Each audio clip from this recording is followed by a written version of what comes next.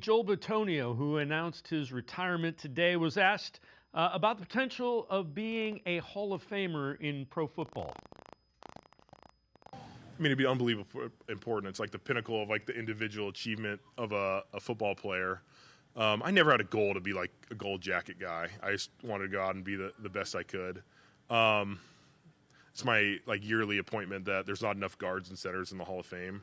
I think if you look at it, there's so many elite players, and if you look at Pro Bowls and All Pros compared to quarterbacks, I know there's difference importance on positions, but receivers, tight ends, like any other position group, if you look at the actual accolades of players, like there needs to be more guards and centers in the Hall of Fame. And so I think that's a barrier, just being a guard.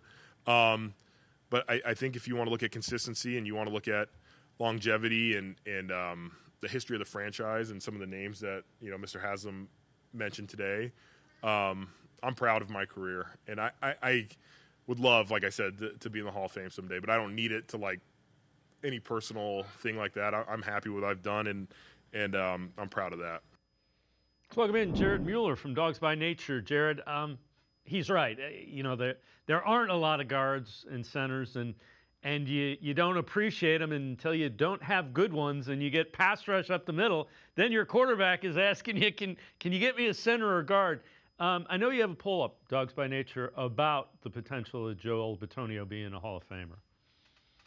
Yeah, I think it's a really interesting conversation, and I think Joel did a great job of kind of explaining what things look like. I think there are a lot of different factors, including, Zach Martin of the Dallas Cowboys kind of overlapping careers with Joel also kind of plays a role. Pro Football Reference has a Hall of Fame monitor stat, and in a lot of ways it looks at accolades and different parts of a career that can be affected by who you're playing against and who else is in the league at the same time.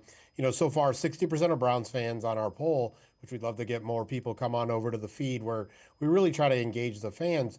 60% of people say that Joel is really a Hall of Very good kind of caliber player. And I think it's really hard as a guard. It's harder to see how good you are just because of, kind of like Lance just talked about, kind of the phone booth role that you have. And statistically, there's just not a lot of stats out there besides, how many penalties you have. Joel unfortunately has 4 or 5 tackles to his name because of interceptions being thrown. But besides that, you're looking at things like pass rush or pass block and run block win rates, PFF grades, some of those kind of things.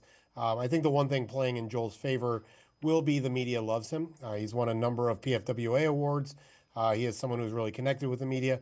And unfortunately, whether it's right or wrong, that does help in the process. Yeah, and again, it's really hard.